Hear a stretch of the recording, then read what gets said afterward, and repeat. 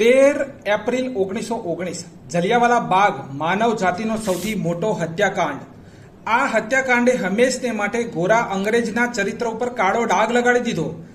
આ દિવસે જનરલ ડાયરે હજારો નિર્દોષ હિન્દુસ્તાનીઓ પર ગોળીઓ ચલાવી હતી. એટલું જ નહીં, તેમના નીકળવાના તમામ રસ્તાઓ તેણે બંધ કરી દીધા હતા. તેમની પાસે બહાર નીકળવાનો કોઈ રસ્તો નહોતો સિવાય મોત. આગળ જઈને ક્રાંતિકારી ઉધમસિંહે જલિયાવાલા બાગ હત્યાકાંડમાં તપાસ કરનાર આરોપીને ગોળી મારીને હત્યાકાંડનો બદલો લીધો હતો. શું છે આ હત્યાકાંડ પાછળની ક્રૂરતા? કયા સર્કલ સ્ટેન્સિનેન્સ હતા જે આ ઘટના માટે જવાબદાર હતા? આપણે જાણીએ જલિયાવાલા બાગ હત્યાકાંડ વિશે સંપૂર્ણ માહિતી. મારી સાથે લાસ્ટ સુધી તમે બન્યા રહેજો. આજની પેઢીને ખબર પડવી જોઈએ કે આઝાદી આપણને સસ્તી નહોતી મળી. જેટલી આસાન રીતે આપણે તેને ઉજવી રહ્યા છીએ, એન્જોય કરી રહ્યા છીએ. ખાસ કરીને આજની યુવા પેઢીને ખબર પડવી જોઈએ કે જલિયાવાલા બાગ હત્યાકાંડ બનવાની ઘટના એ સમયથી શરૂ થઈ જ્યારે અંગ્રેજો ભારત દેશની અંદર રોલેટ એક્ટ લાવ્યા અને પૂરા ભારત દેશમાં તેનો વિરોધ થયો. એ તારીખ હતી 10 એપ્રિલ 1919. અંગ્રેજોએ આ એક્ટનો વિરોધ કરનાર સૈફુદ્દીન કિચલુ અને ડોક્ટર સત્યપાલને જેલમાં પૂર્યા. રોલેટ એક્ટને એ સમયે કાળો કાયદો કહેવામાં આવતો હતો. આ કાયદાનો વિરોધ મહાત્મા ગાંધીજીએ પણ કર્યો હતો. તેમની સાથે પૂરા ભારત દેશમાં તેનો વિરોધ થયો. રોલેટ એક્ટના કાયદા પ્રમાણે અંગ્રેજ કોઈ પણ તપાસ વગર કોઈ પણ કોર્ટમાં કેસ ચલાવ્યા વગર જ્યારે પણ ઈચ્છે ત્યારે ભારતીયને પકડીને જેલમાં પૂરી શકે. રોલેટ એક્ટના વિરોધમાં સૈફુદ્દીન કિચલુ અને ડોક્ટર સત્યપાલની ગિરફ્તારીએ આગમાં ઘી હોમવાનું કામ કર્યું. જનતાનો આક્રોશ ખૂબ વધી ગયો અને તોફાન પહેલાની શાંતિ છવાઈ ગઈ. આ બંને ક્રાંતિકારીને છોડાવવા 13 એપ્રિલ 1919ના રોજ જલિયાવાલા બાગમાં એક શાંતપૂર્ણ સભાનું આયોજન કરવામાં આવ્યું. બધા રોલેટ એક્ટનો વિરોધ કરવા એકઠા થયા હતા. 13 એપ્રિલ 1919ની સભાની આ ખબર જનરલ ડાયરને પડી અને 13 એપ્રિલે પંજાબમાં બૈસાખીનો તહેવાર હતો અને બૈસાખી પંજાબમાં ધામધૂમથી ઉજવાય છે. એક બાજુ બૈસાખીની ઉજવણી ચાલતી હતી, બધા એકબીજાને મળી રહ્યા હતા, ત્યારે બીજી બાજુ આ સભાનું આયોજન કરવામાં આવ્યું હતું. પણ ડાયરે આ સભા માટે પહેલેથી જ તૈયારી કરી લીધી હતી. 12 એપ્રિલના દિવસે સેનાની મોટી ટુકડી તેણે બોલાવી ચારે તરફની તૈયારી કરી. સવારનો ટાઈમ હતો, બધા ખુશી મનાવી રહ્યા હતા. બધા પોતપોતાના સગાવાલા સાથે એકબીજા સાથે મેળ મિલાપ કરી રહ્યા હતા. ત્યારે 25,000 લોકો જલિયાવાલા બાગની સામાન્ય સભામાં એકઠા થયા હતા. જનરલ ડાયર પોતાની મોટી સેનાની ટુકડી લઈ જલિયાવાલા બાગ તરફ ચાલ્યો. જલિયાવાલા બાગમાં જવાનો એક જ રસ્તો હતો. બધાને ખબર પણ નહોતી કે ડાયર પોતાની એક ટુકડી સાથે અંદર દાખલ થઈ ગયો.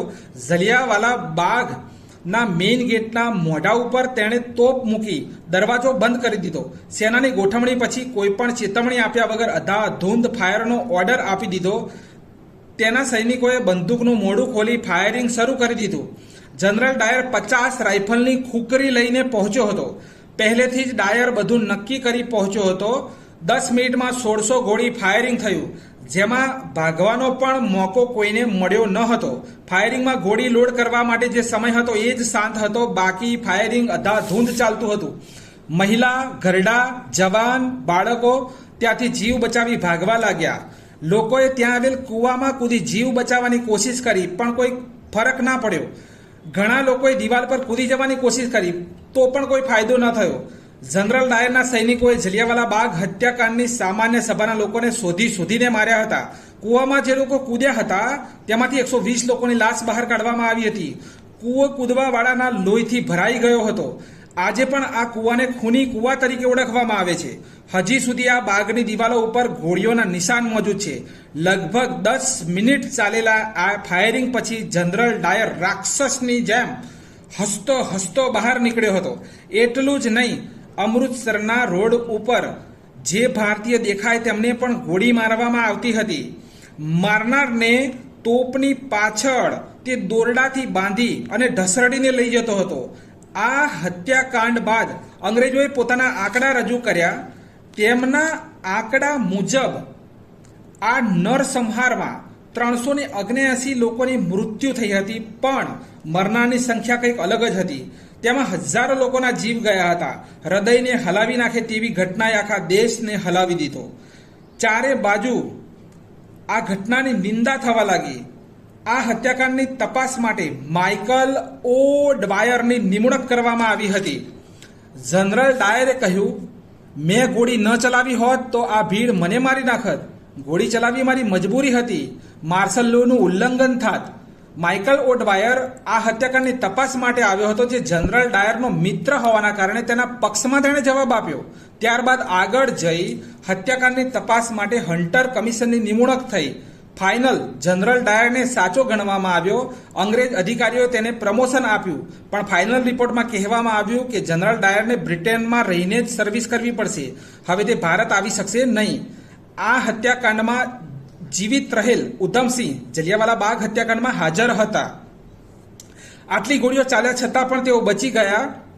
તેમણે સોગંદ લીધી કે આ હત્યાકાંડનો બદલો લઈશ, પણ જનરલ ડાયરની બીમારીના કારણે તેનું મોત 1927માં જ થયું હતું. પણ આખી તપાસ કરનાર માઇકલ ઓ ડવાયર જીવતો હતો. અહીંયા ઉધમસિંહ પ્રતિશોધની આગમાં લાગી રહ્યા હતા.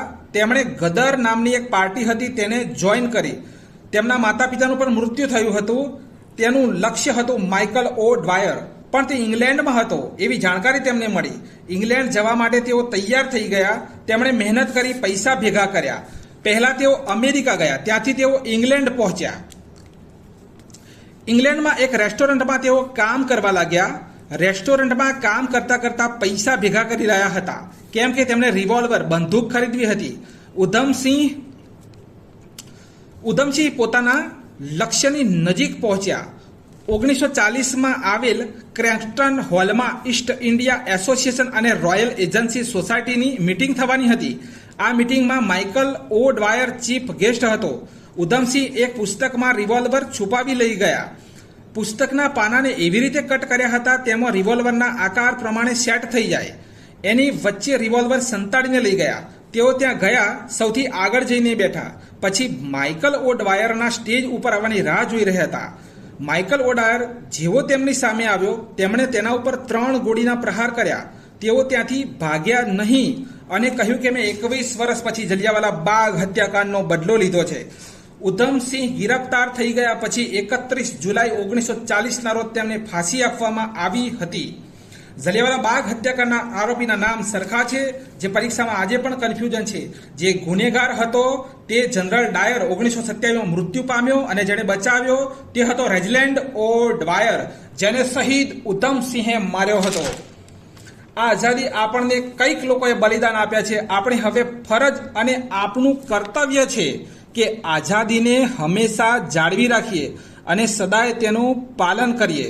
જો વિડીયો વિદ્યાર્થી મિત્રો તમને ગમ્યો છે તો લાઈક અને કોમેન્ટ કરવાનું ભૂલતા નહીં.